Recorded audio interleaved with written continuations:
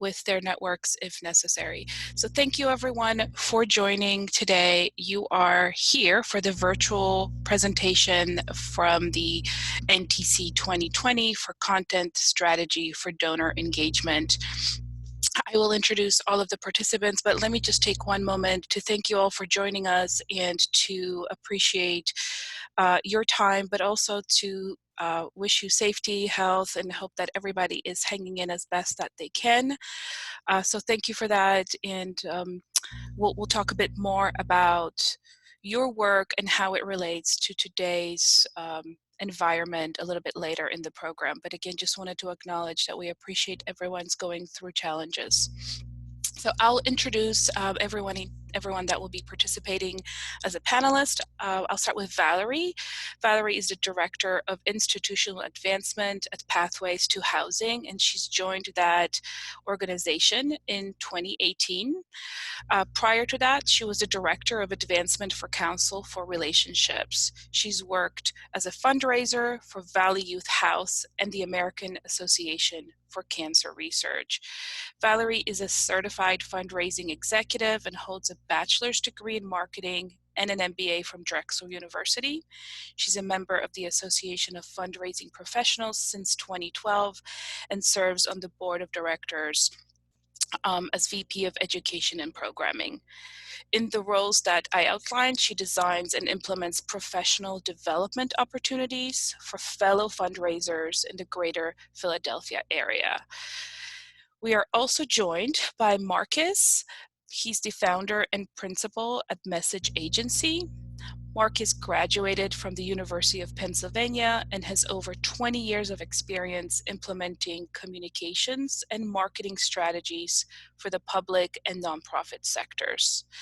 Marcus has an entrepreneurial spirit. He's also a poet at heart and firmly believes that business can be done differently. He's grown the Message Agency from a solo practice to a thriving social enterprise with sole mission of providing nonprofits, universities, foundations, and governments with the tools and resources that they need to impact the greater good. And we're also joined by Katie Green, the Digital Giving Manager at the Trevor Project. Katie is a passionate storyteller and lover of all things digital. Her resume spans from ocean conservation to reproductive justice, but her work is always grounded in fostering online communities and building accessible ways to make social impact. As the Trevor Project's Digital Giving Manager, she spearheads data-driven donor content strategy for individuals and peer-to-peer fundraising, increasing donor engagement over 5 times since the beginning of 2019. Thank you all for joining, to the panelists, and I'm going to turn this over to Marcus to get us started. Ania, thank you so much. And I just want to thank everyone for joining us today. I think it's really important that we find ways to connect, especially during what are really strange and isolating times. And you know, finding ways to be productive but also be human is so critical. So while all three of us prepared this session a long time ago, before this crisis, you know, so it doesn't address that directly. We'd like to save the time at the end for question and answer to really talk about, you know, how this new reality might impact how you engage donors and how you use content to do that and do it effectively. We'd love for folks to think about ways, things that they've done and sharing those examples as well as ideas that we all have. So about the talk today, we're going to have 3 different sort of mini talks in here. I'm going to start off with an overview that is a framework around content strategy for donor engagement that we're hoping you'll be able to use, you know, to develop your own strategy. So it's a rubric we use. And then Val and Katie are going to be talking about real world approaches that their respective nonprofits have used and the successes they've had. And the great thing about having both of them on this call is that for Pathways to Housing, you have both, a sort of smaller local nonprofit and how their organization has approached this, as well as for the Trevor Project and national advocacy organization. So we hope it's going to be relevant to both folks. So since Ania gave us a nice introduction, I'm just going to reiterate that Message Agency is basically, we're a B Corporation, and we're an organization, a digital agency that focuses only on nonprofits, universities, foundations, and government. That's our sole purpose, and we're sad that we won't be seeing you all in person this year at NTEN. So one of the things we hear a lot is the phrase, "We need a strategy." That's a really common phrase that we hear from clients, and that means a lot of different things to a lot of different people. It means for many of our clients that they have maybe an ad hoc or a scattershot way of doing things that is not working. They may have success with a particular social media post or a blog post, and but they're not, their efforts aren't building toward a sort of sustained impact on their organization. So it's not always clear how to use these things to improve outcomes, and we really want to help them think about where do they begin. So some of the things we'll cover here, is understanding, what content strategy is and the importance of having one. Talking about key concepts that are going to support you developing a strategy, or at least making the case internally for doing that. Sometimes, our contact at an organization is often, on the front lines and knows that something is needed, but does not have the support of leadership to take the time or dollars needed to deliver that. And then we'll talk about some tactics that you can implement yourself. We can't cover everything, but we hope this is going to give you some key ideas that you can either add to your current approach or consider adopting as a new plan. So what is content strategy? It's kind of a vague term, and one sort of formal definition of that is it's a high-level vision that guides content development and how you deliver it to reach specific business objectives. And I think the great thing about this definition is that it does focus on the notion of business objectives.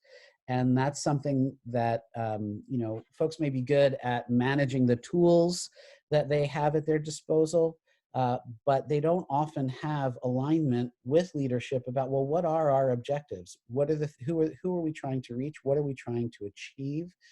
And all of those strategies need to tie back to those goals. We'll be talking about that a little bit today.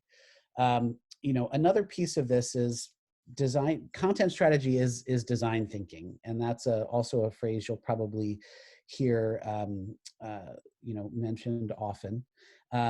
But it's about really compelling storytelling, and it's using different things to tell those stories.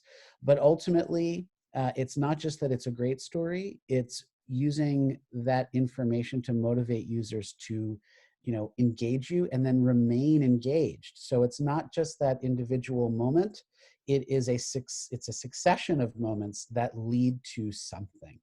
And unless you have a plan for engaging your users, particularly donors, with content that immediately captures their interest and motivates them, the tools you've invested in are wasted. So you could have a great CRM, you could have a great modern website, you can have, great ways of getting your users to your website or your social media channel, but if you don't have the content to back that up, all of those efforts, are really a waste of time. So what is it? It's figuring out how content you produce serves your business goals, coming up with plans for creating content to reach the users you have, and also figuring out, who you need to reach, who you're currently not connected to. Thinking about how to relate content on your site and across social media to keep your users engaged longer. A lot of that often, I think websites and website content can get neglected for social media because it's quicker and easier and has a reach, but making sure that you're able to push folks from your social media platforms to websites is really critical. And then understanding how to develop metrics and analytics to track outcomes. That's really, really important. So what it's not. It's not just thinking through simple one-off tools, and they can all be helpful as sort of part of a more comprehensive approach. But if they don't lead to further engagement, then they, again, are a waste of time. And what does it matter if one email open rate for one campaign jumps 15%? If you don't have an integrated marketing plan to support and the process of nurturing those leads. So why is this important for donor engagement? Basically, donors now expect more. As users, they're far more savvy. They want to be engaged when and how they want to be engaged. They're not going to come to you. They want you to come to them and find them in the ways that are most convenient to them. Also, they're demanding increased access. They want transparency and accountability. They want to know what you're doing with dollars, how their contribution is having an impact. They want to see that. They want to see that on your site. They want that in communications to them. And that's one way, in focusing on that and how you report on that and tell stories around that is important. They also want personalization and relevance.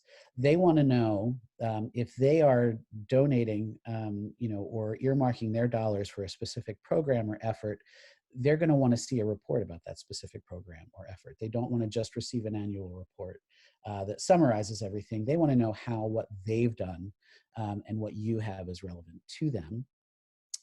And also, related to that is convenience, ease of use, but really more frequent but targeted updates that are directly related to them. So making sure that, again, it's not just these,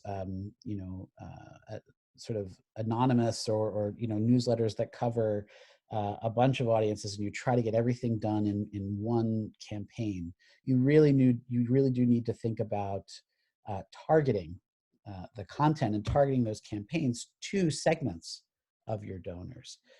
And there are tools to help you do that. So one of the piece of data that we have that backs this up is the proportion of donors who are much more likely to give a repeat gift.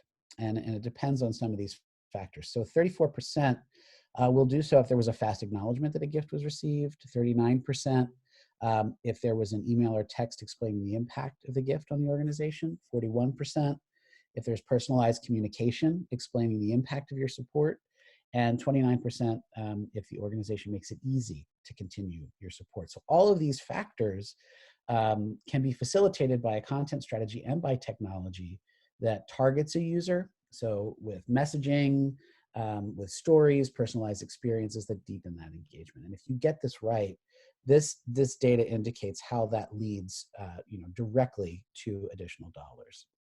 It's also measurable, and there are ways that you can look at how content strategy is impacting your organization. So increasing your SEO ranking, so people are finding you if they're searching for similar things, increase in site visits, time on the site, more conversions, all of the other metrics that you're using.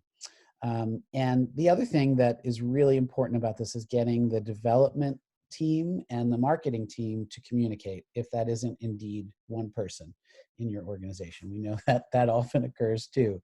But content strategy is really at the intersection of fundraising and marketing.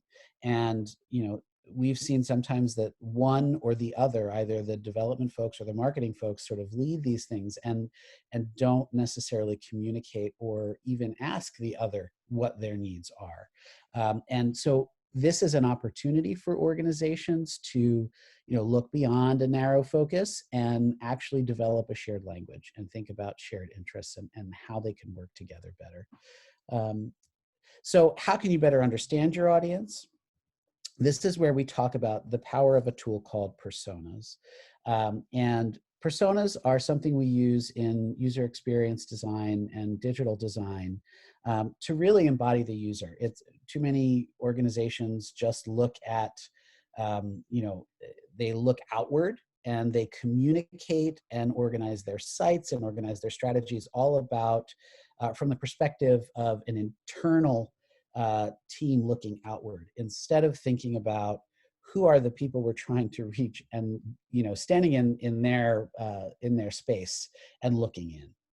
It's really important that you do that, and personas help you do that. They are kind of they're a profile or a character sketch, but it focuses more on just sort of demographics of an audience. It really goes deeper and thinks about their motivations, goals, the opportunities you provide to them, what you need from them. It summarizes. It's a model you can use that can summarize and communicate sort of what you know about a particular audience segment, what you've learned. You can use your own knowledge, but it's also great if you couple that with user research and you interview folks from, representatives of these audiences to really, get some insight.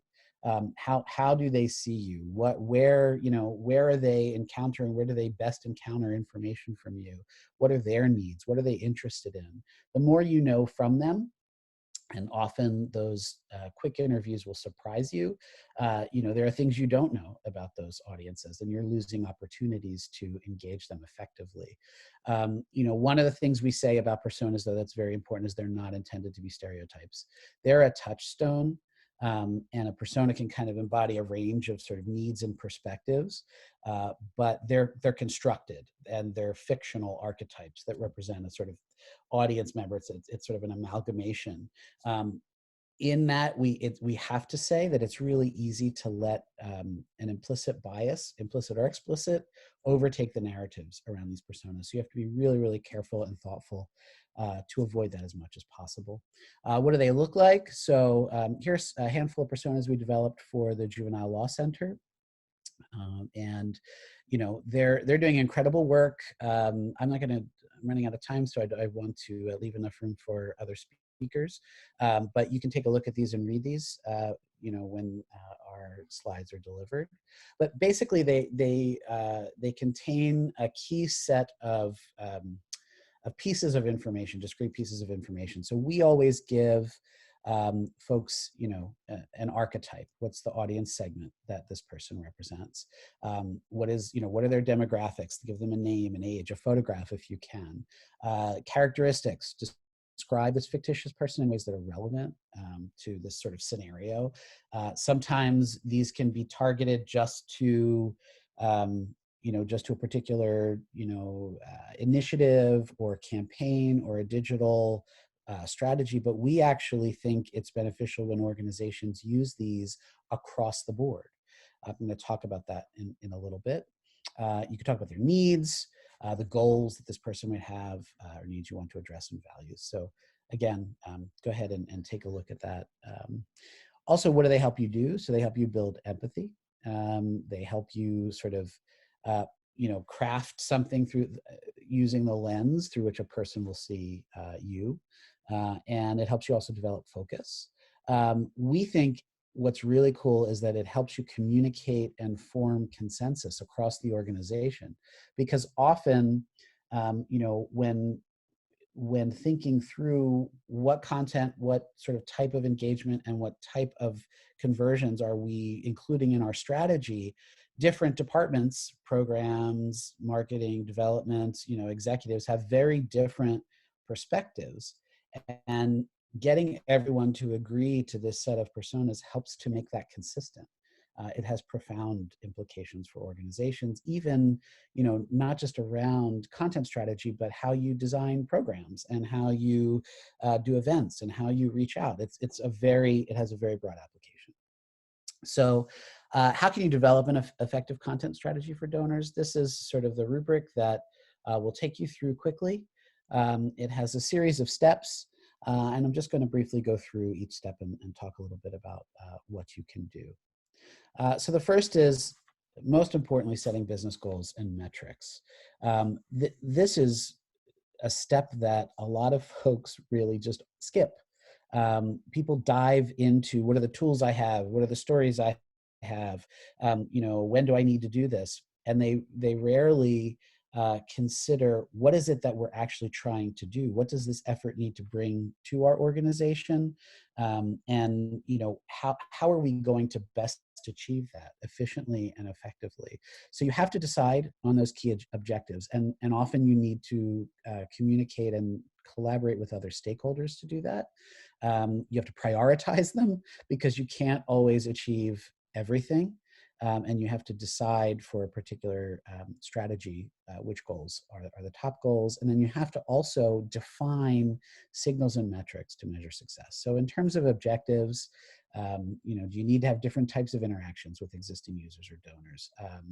Do you need to acquire and onboard new users or donors? Do you need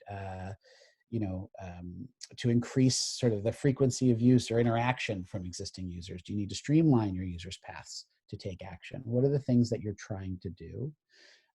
When you prioritize goals, you have to always think about what brings the greatest return to your organization. In terms of signals and metrics, it's good to think about the goals you currently track metrics on, which ones you can realistically collect data on. How can you use tools like Google Analytics, which are ubiquitous, and how can you figure out how to interpret those behavioral statistics and tie them back to your campaign? And defining those from the beginning are great, because you can also start with a benchmark. Where are we now? And where are we after this campaign? Where did we have successes that we can build on and reuse those strategies? And where have things broken down? And then, what actions indicate progress towards goals, and how are you going to collect feedback and data relative to those goals? So there's some of the considerations there. So here's some examples of metrics. It's sometimes it seems self-explanatory, but it's not. We can't assume that people really get what these are trying to do. So you take a business goal and you look for a signal. What is something that's measurable, like the number of one-time donations completed online, the number of recurring donations completed, things like that. And then you define metrics for those signals. What's a percent increase, or in some cases decrease, right? A decrease in the number of people who are calling us because they're unable to complete a donation online, something simple like that. The next step is deciding on your key conversions. So this is a way of translating those goals into opportunities for users to act online. And the one thing that's different about content strategy, I think for the web versus, or for the internet versus the way we used to think about conversions or content and storytelling, is that every single piece of content needs to tie to one or more conversions. If content does not do that, you shouldn't use it. You need to ensure that with everyone's sort of with their attention and the distraction and the value of attention. So I've read an article recently that attention is actually the new sort of the new metric, or the new goal, or the new sort of unit of value. That's kind of terrifying to think about, but that's what people are discussing. And if your content is not serving a specific goal, it's just noise, and it's going to get in the way of folks finding what it is that you want them to do. You have to articulate these tasks for the user to complete. So you've got to make sure it's clear what it is they have to do. You have to think concretely about the tools and forms you have. And you've got to be, just again, as explicit as possible. Another is assessing your channels, looking at what you have, thinking through, what's working, what isn't. As I mentioned before, websites, they really should serve as the hub of your content strategy. They shouldn't be ignored. It needs that care and feeding, and also, thinking through existing traffic and behavior patterns on every channel, and really looking at those comprehensively, and being very explicit about how you can use each one to benefit the other. Mapping user journeys is another important step. User journeys are not only used in UX design, but also user journeys are used in service design, and thinking through the touch points that you have, with a stakeholder along their journey, from first learning about you until they achieve the outcome you're looking to achieve. And you can create user journeys by starting with a persona. Think through their entry points, how they find you, the path they might take to get to you, and then the path they take towards reaching a goal. I'll show you what one looks like in a moment. you're actually mapping on the journey, action steps, touch points, and stages, and along that engagement funnel. And you can also figure out where key content they might interact with on each step is valuable. So this is sort of taking this, after those initial steps, it really lets you pull everything together in a visual, and thinking through, where folks are,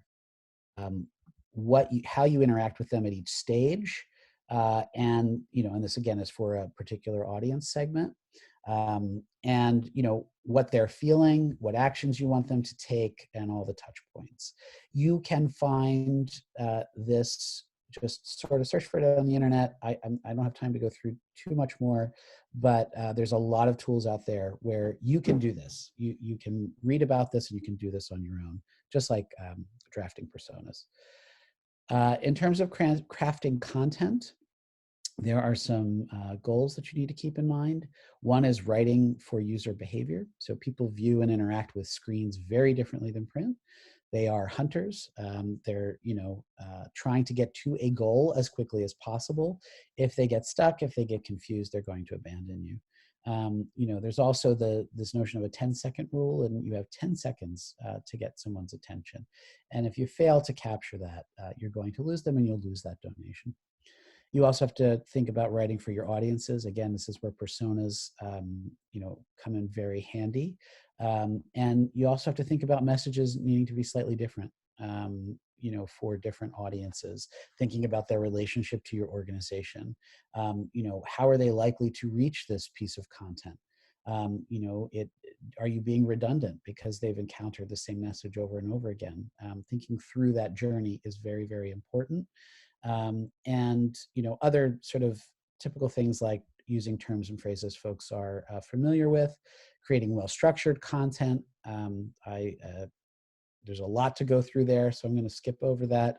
The big one, though, is maintaining accessibility in SEO. And accessibility is a big commitment we have at our agency, and it's something that content developers don't realize they have a role in maintaining a site's compliance with accessibility.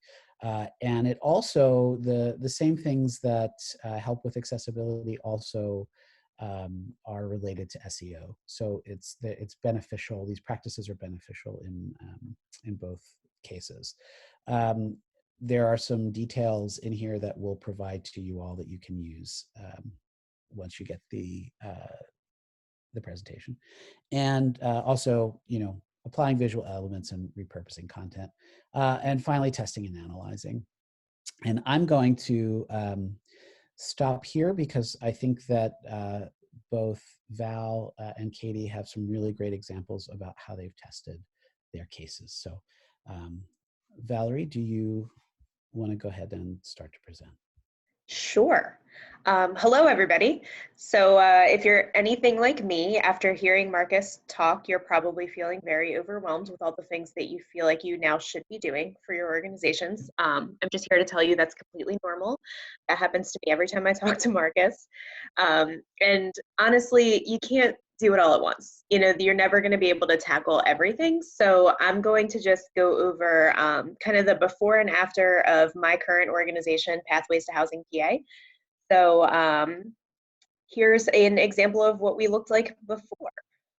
Next slide, please, Vanna. Sorry about that. No, that's okay. I know you're there. So I started at Pathways about 18 months ago. And before I came in, we were actually founded about 10 years ago and spun off of a parent organization. So our branding was shared with New York, DC, Vermont, despite the fact that there was no dedicated marketing person for any of those organizations to kind of create those things or maintain those things. So when I first started, this is what our social media feeds looked like. Our web content was kind of co-managed between our CEO and a marketing coordinator who actually had no experience at all in web or social media management or content creation, because that happens frequently at nonprofits for I don't know what reason. So our posts kind of looked like this. There was no strategy, there was no communication style, there was no organizational voice. Everything sounded different, except that everything kind of sounded like it was written by my mom. who is an amazing woman, but she treats Facebook more like a personal conversation she's having with a friend, and not necessarily like, like an expert in your field, which is what you are as a nonprofit organization. So a lot of our posts were written with capitals and emojis and lots of, punctuation that maybe was not necessary, which was a little embarrassing to me at first. So it kind of goes without saying that we did not have a marketing plan. We did not have a fundraising plan. We had no strategy behind what we were doing before I came on board. So as you can imagine, that was a little overwhelming. So here are some of the things that we kind of did to go from nothing to something. So first things first, I looked at our team, like what is our capacity? Who's part of the team that's creating the content? What are their skills? Are there areas where they need training? Do you even have the ability to provide training? Can you make staff changes? Are you stuck with the staff that you have right now? How can you kind of maximize their abilities? How can you get them the training that they need for free if you cannot pay for it? Just kind of take a look overall at what you're doing and who is doing it. Then take a look at your strategy. So you want to start at the top, not at the bottom. You don't want to start with social posts because that's not going to get you consistency or the quality content that you really want. So start with your strategic plan, pull out the elements that are related to fundraising and communications, and use them to build a tactical plan that's going to help you reach your goals. That plan should include specific campaigns. So are you participating in Giving Tuesday this year? Do you have any events coming up? Are you doing any mailings? Making sure you kind of get them all down in one tactical plan so you have a good idea of what's going to be communicated to your audiences throughout the year. Then you want to actually define your audiences. So we do this thing in nonprofits. We want to say everyone is our audience. We always want to say, no, but we want to talk to everybody. We want donations from everybody. Everybody could benefit from what we're doing. But at the end of the day, when you're building content, it's really, really, really hard to build content that is going to appeal to everyone.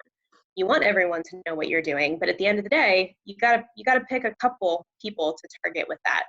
So it doesn't necessarily have to be personas, but at least know like what audience you're trying to get at. So are you going after low-level donors? Are you looking specifically for volunteers with this messaging? Are you going after high-level donors? Is this messaging that's going to be crafted more towards your funders? Just get an idea of that. Then you want to clean up your existing channels. So before you do anything, before you roll out your plan, you have to take a look at what you're working with. So make sure all of your content is branded the same way, that you're using clear and crisp images and logos. All of your URLs and handles match and are spelled correctly, which is a thing that I didn't think that I ever needed to say to someone until I started at Pathways and discovered that one of our Instagram handles was actually spelled incorrectly and had been for 2 years and no one had noticed. So that is a thing that I now have to say, but make sure everything is matching, make sure everything is where it needs to be. If you have multiple channels, consider consolidating them. Really give yourself a clean slate to work from. And then just start really small. Just pick one channel with one message and one audience and do it really well. So the first campaign that we decided to do after I started at Pathways was Giving Tuesday.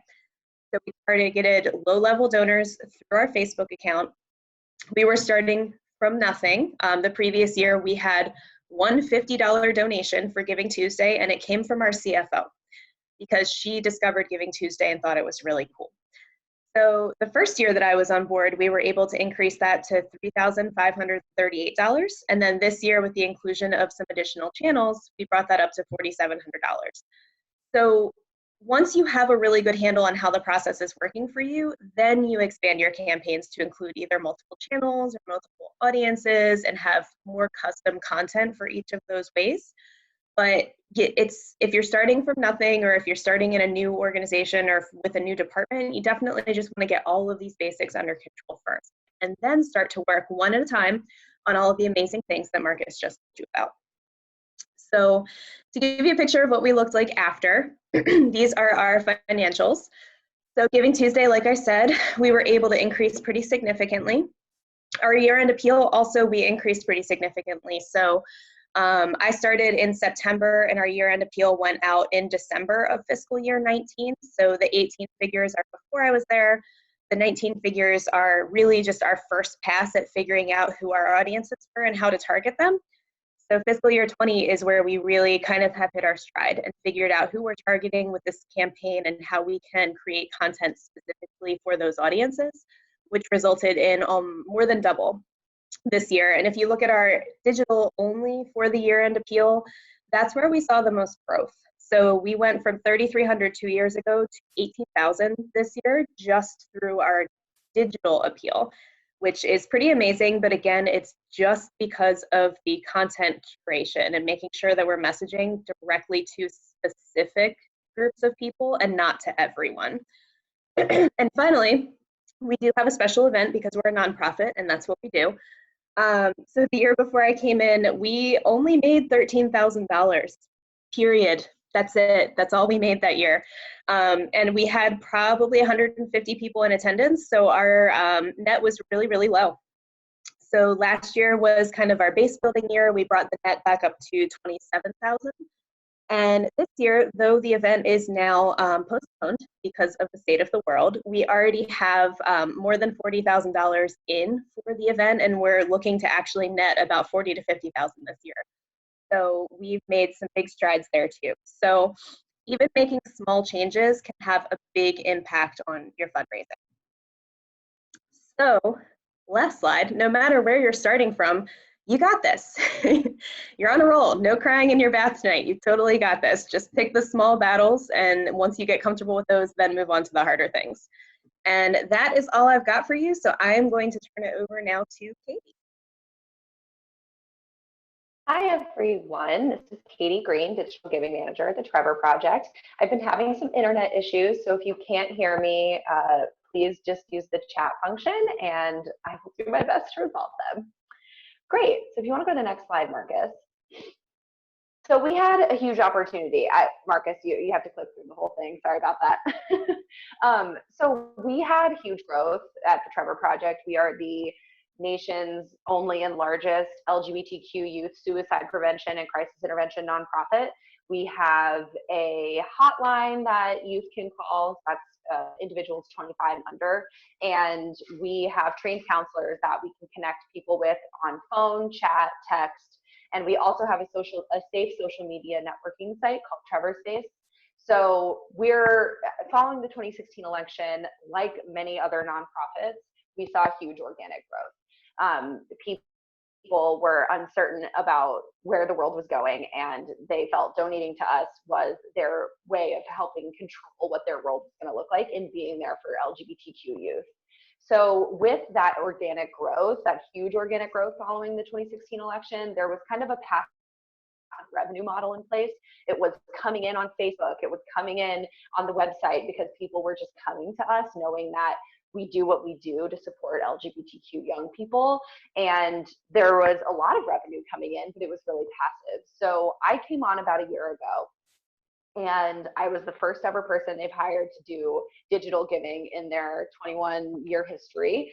And so we had the opportunity to start a digital giving practice and really overcome this passive revenue model. Marcus, if you want to go to the next slide. So our opportunity was with end of year, and the first thing we did was create a very distinct creative voice and visual. Though I said I started a year ago, yes, it took a lot of months to get us to a planning place, as Valerie was mentioning, to actually execute a campaign. So in the beginning, our brand looks like this. This is our general Trevor Project brand. This is what you would see if you came onto our website right now. But for end of year, we created this really distinct, bold visual and voice. So people knew it was the end of year campaign, and we really segmented that experience for our organic and paid audiences. So you want to go to the next slide, Marcus. So in addition to creating a distinct voice, we really focused on first-person storytelling. In the passive revenue model, we were really reliant on, we know what we do has a lot of impact. We're able to point to people that we've helped, and that's really great. But we had never really told individual stories of what we did. We just told the 1.8 million youth need our support in this country. We focus that on people on our staff, volunteers, And in this instance that I'm showing you, this is a young person who had used our services and stepped forward and said, I want to help you market what you do. So Julia here was a part of our end of year campaign, was one of, I believe, 6 stories, or 5 stories, if I'm remembering correctly. But we told Julia's story on every platform we had. We customized the content on email and where we could with paid media to what people's behaviors were with the Trevor Project. So if you were a non-donor or a donor of under $250, etc., you were kind of getting a little bit of a different message, but her story was still everywhere, and you could see it on any channel, because as they say, it takes 7 times in order for somebody to actually convert from a non-donor to a donor. Getting a notification that my internet's unstable, so let me know if you can't hear me, but we're trying to show people what we do through first-person storytelling as many ways as possible through as many channels. So if you want to hit next, Marcus. The one thing we did was tracked and tested everything. That was the most important thing we did, in my opinion. We implemented source codes. So if you don't have source codes, there's a lot of resources online for it. I actually learned how to do it from our payment, our donation platform, Classy. So source coding protocol tracks last click, and it automatically goes into our CRM, which is Salesforce. So source coding really changed how we tracked and understood why donors converted. We A/B tested everything, not just things that we thought were really out there and new, but things we thought we knew 100%. You don't really know anything until you actually test it, I learned. So things we thought that were just a given were not. We had frequent optimization, looking back at our performance every day, seeing what we could change for the next day that would make the content even better throughout the entire month of December. But most importantly, now we have baselines and benchmarking for the future. We know what a campaign like this should perform at, and we know that because of all of the tracking we did. So if you want to hit the next one, Marcus. So the result was a 33.5% increase in revenue year over year. This was very, very big. M&R Benchmarks reporting, if everybody here has seen, the overall nonprofit growth 2017 to 2018 was 1%. So seeing 33.5 was really shocking to me, and I was very happily surprised. But more importantly than the revenue, in my opinion, was the 77% increase in the number of new one-time donors. So we had more brand new people that had never had a relationship with us come in during this campaign than ever before. So we were able to see that this campaign really spoke to those people. And like I said, we had benchmarks and learnings that are really going to drive our future strategy for months and years to come. So next slide. So it doesn't stop there. The user journey really goes beyond the campaign. This is where what Marcus was saying is so important, making sure that when you're creating a campaign, when we did this, I think there are ways we could have done it better, but just making sure we're looking at what comes next after they've hit that donate button. And now that we have all of the data we have, we can segment properly. So we can segment these user journeys in order for future campaign planning, but also to drive current content strategies. So now that we know who these people are, we know they've never had a relationship with us in the past, we're able to segment towards those people and actually customize their content based on what the behavior is with the Trevor Project. So next slide. What can you do next? I think these are some of the biggest learnings I'd pull away from this, is that visual and voice consistency is really important, as Valerie was saying, as Marcus was saying. Tracking closely is also one of the best ways you can know what you're doing is actually working. Testing all kinds of content, no matter what it is, even if you think it's so obvious. Plan months in advance. Put it in all capitals, because I really mean it in all capitals. Planning takes a lot of time and cross-team collaboration, as Marcus was really alluding to. And then extend the user journey beyond that in one campaign. It's something, a learning that I'm taking from all of my experiences, is making sure I'm looking at that next step, because you can get so focused on what's happening now, you forget to look at the future. So I think, next slide, that's all I got. And that's, I think, the end, right, Marcus? Here we are for questions. Yeah, we're ready for questions if anyone has them. There is on your Zoom control bar a Q&A button. So folks can unmute themselves. I believe you can. I'm not sure if that's enabled here, but you can ask a question directly if you'd like, or you can also type it into the Q&A and I'll repeat it and we'll have our panelists answer it.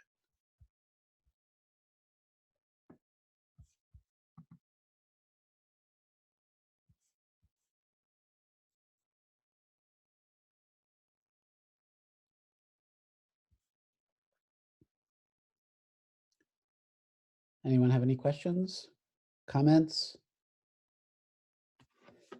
Maybe focusing this too on your concerns right now. We all know that the biggest concern, in our sector is what happens to donors in this environment. What happens to, fundraising events, all of these campaigns, and critical dollars that your organizations need. So if folks have concerns and want to share them, or have some ideas or things that, while it's early, have worked for them, please feel free to share. We have a question from Emily. How do you sell leadership on the messaging change? That's a really, really great question. And I'd love to hear from Katie and Valerie. I'll just say really quickly that if you are able to find evidence anywhere of how these strategies increase revenue and focus on metrics and impact, and how taking the time now to put that in place will actually help you, increase revenue and increase those other outcomes, is really, you've got to frame it in that way. That's what executives and leadership want to hear. Katie and Valerie, do you have any other comments there? Yeah, I could chime in on the how to sell leadership on the messaging change. I did mention that I was the first person they've ever hired to do digital. They really didn't know what to expect. So I think just any benchmarking you can find. M&R is at M+R is what I use for benchmarking. They have really good resources. Also, CCS fundraising has really good resources on benchmarking. What you can do is just show some of the benchmarks for what other industry leaders are seeing to try and make that point. Yeah, I think the biggest hurdle is getting leadership on board. So, I think everything that Marcus and Katie have said are really great things to say, but I think you also want to keep in mind that you are the expert at what you do as a nonprofit, and you want to be respected for knowing that you are an expert and having that expertise. So you really want to build a case for why this is going to impact your organization, but also why this is going to set you up to be respected in your field and looked to, and hopefully supported by more people in the long run. That's great. Thank you, Val and Katie. We have another question from Jonathan. Jonathan's question is, how far out should planning for big donation touch points be in your experience? So in my experience, dare I say 6 months. I've gone as little as a couple weeks, and as long as 6 months, and the more time, the better. So in my opinion, 4 to 6 months. I agree. Although I know with what's going on in the world now, you're all probably putting together on-the-fly campaigns right now, and that's normal. So I saw another question from Robin. During these times, it's urgent to raise funds, but we don't want to sound desperate, even though we are desperate.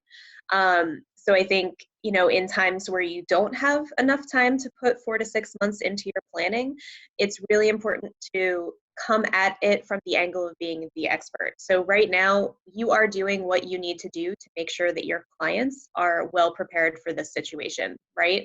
So when you're asking for support, you're not desperate. You know exactly what you need. This is what's happening. This is how we've responded to it. And these are the resources we need to make sure that we can continue to provide high quality care to our clients. That's the messaging that you want to go with. Just keep it real simple.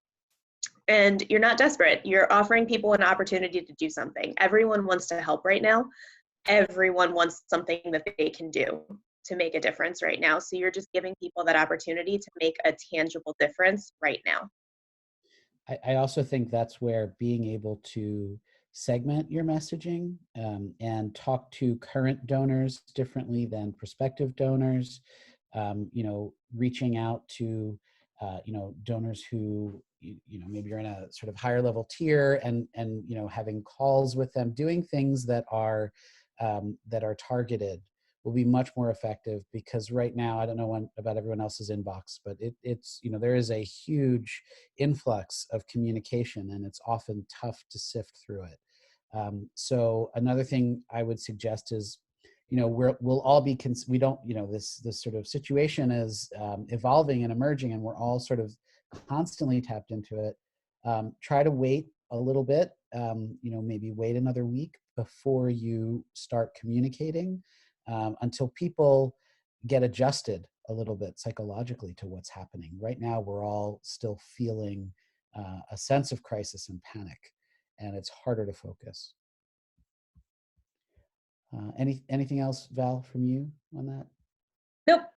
Okay, another question is, how do you plan and budget for the additional resources needed for effective content strategy? And what additional skills, resources, tools, staff time, et cetera, are needed? In my experience, ideally, you need somebody who's managing this as close to full-time as humanly possible.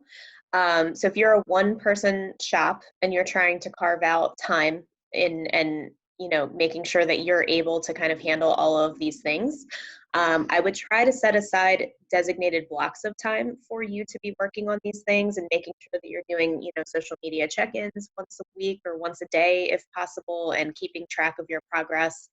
But as you start to grow a little bit, you're going to want to look at hiring like a marketing coordinator level person or a digital marketing coordinator who can be that point person and be on top of this full time, which is a lower level position than what Katie has, but similar to what Katie's doing.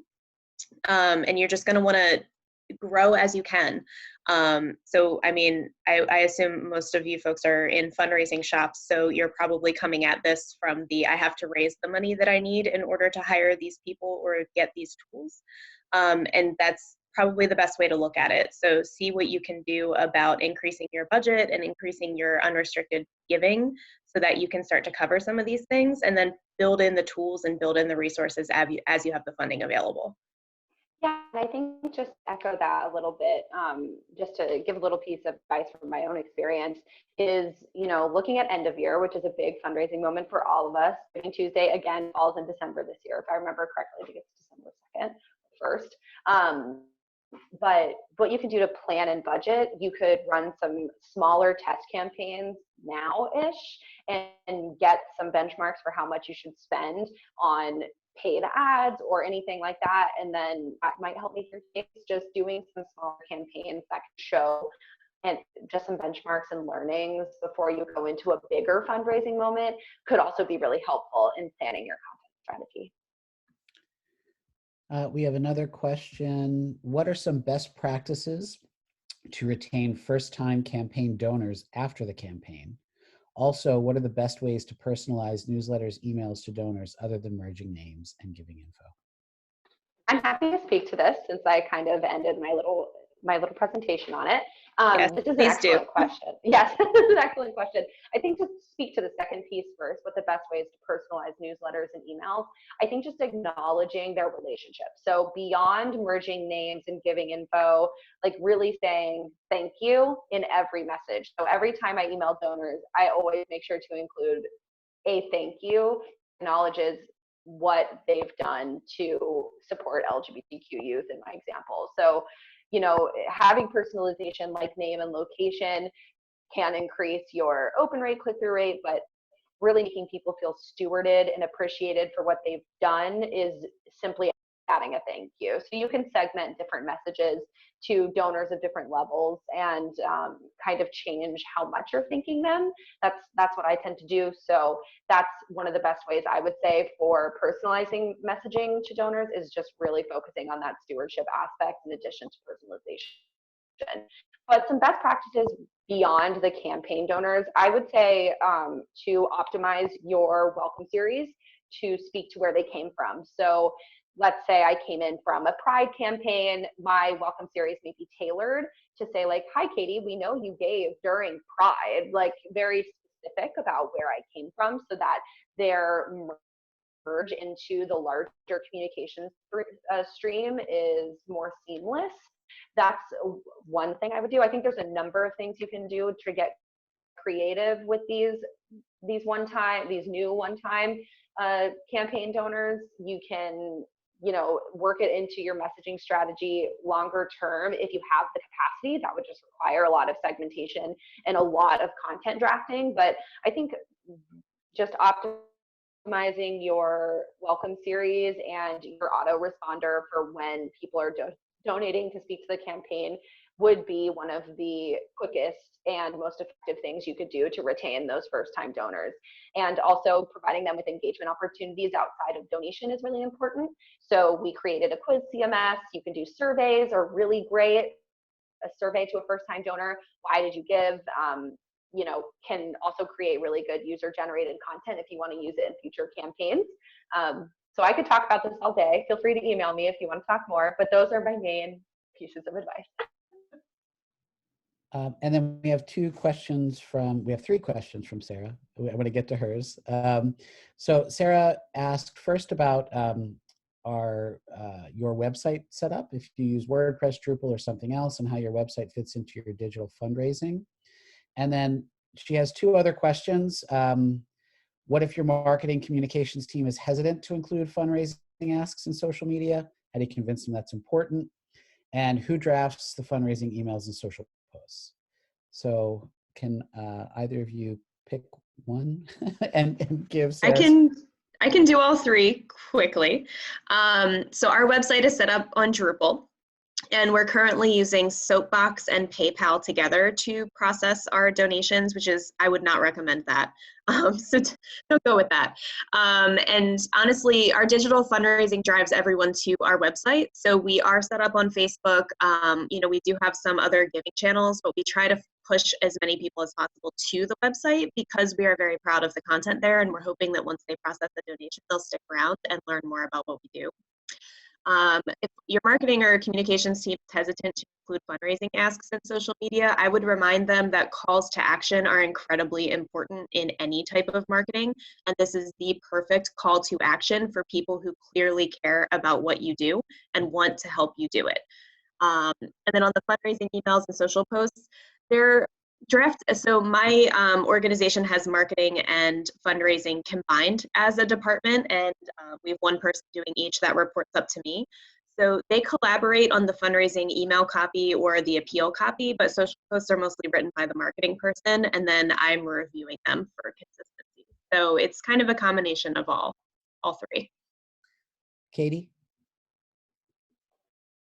I know we're running out of time, but so our website is on WordPress, and we process donations through Plassy because they have a peer-to-peer part of their platform as well, and we use their payment processor, so we have the ability to process through PayPal, and we're getting the ability to process through Apple and Google. So that is, our website is very much so a part of our digital strategy. We put hero images for fundraising on our homepage. We do splash pages, light boxes.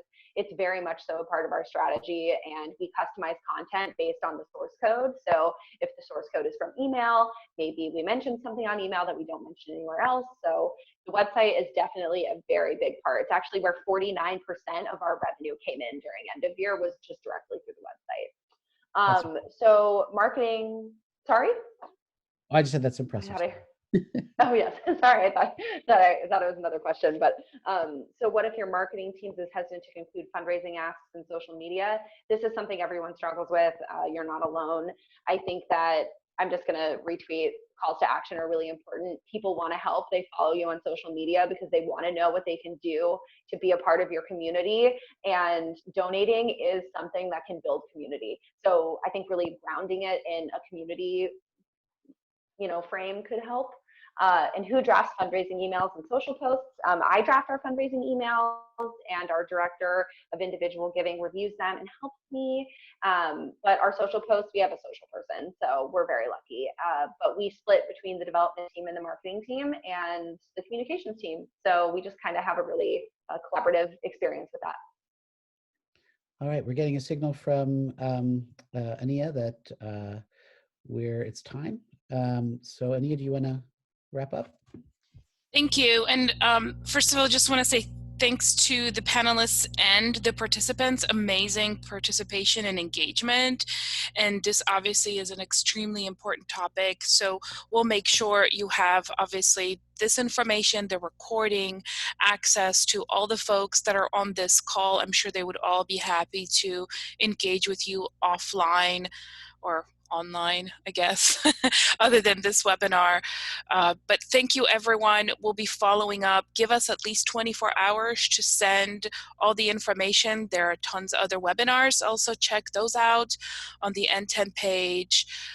We also created a page on our website, or sort of a way to see what other webinars you can join and learn. But thank you, Marcus, Valerie, and Katie, for an amazing presentation. Thank you very much for hosting, Ania. We appreciate it. Have a great day, everyone, and stay healthy and positive. Bye-bye. Bye.